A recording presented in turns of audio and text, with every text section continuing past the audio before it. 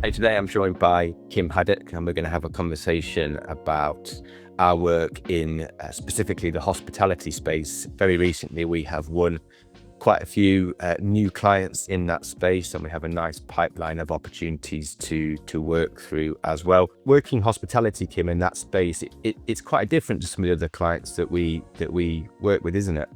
Yeah, it's very different in the respect that they have a lot of different requirements from your sort of 1 to 2 sites. Like they often have multiple sites, and we're in a situation where we're looking at trying to manage them, put together a portfolio, bring in line a lot of other sites for them. It can be a lot more challenging in terms of queries, etc. There's a lot more that needs to go into it as opposed to just a simple tendering exercise. It's a lot of background work as well. Yeah, I think the query handling is a big thing, isn't it? Because you might have, and often these portfolios grow. So so we might start working with a business who has, say, I don't know, five restaurants in London, but they've got Yeah, ambitions to grow to 50 restaurants nationally, and that often presents exactly. them with a bit of a challenge as well, doesn't it? I think a lot of the time it's trying to make sure we can meet with those requirements in a contract. So they might be opening a new site in the next 12 months. So it's the ability to be able to add that onto their current contract.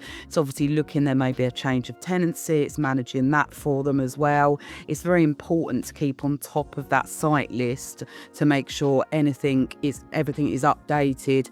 We have the ability to be able to add on additional when required as well. And it's just for them really to be able to come to us and be able to say, this is a situation, and we can get on and deal with that for them. And also, I think one of the things that we see, particularly when their portfolio grows, and particularly when they then take external investment or private equity, for example, that they then need to see more management information. So you might then have a head office function which is managing the portfolio, and they need instant access to data, to invoices, to consumption, to Yeah. budget. So how do we support with that kind of stuff? Well, it's really good in the respect that we've obviously got portal access for them, so they're able to view anything they need to in relation to consumptions. They can look at any invoices, they can look at any data that they may require. But also, I think the key point is to have one point of contact that they can come to with any day-to-day queries, and that is what I find so important about that particular sector, is being able to them to pick up the phone, to ring, and for me to be able to get that problem sorted for them. It's just one less thing for them to have to worry about as well. They've got that point of contact that would deal with all of that for them.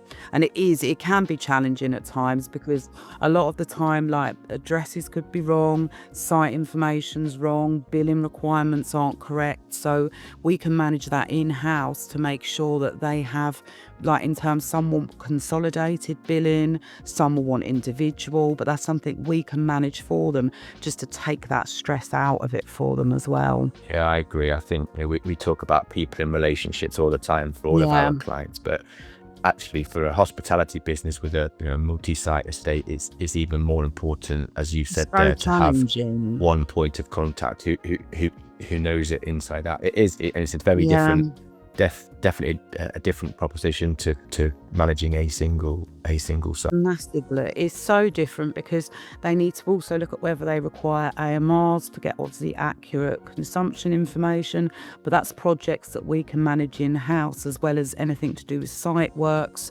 So we can help them with the whole aspect of and if it's something in terms of they need green requirements, that's something we'll look at for them as well. So it's just for them to have a single point of contact that will deal with everything.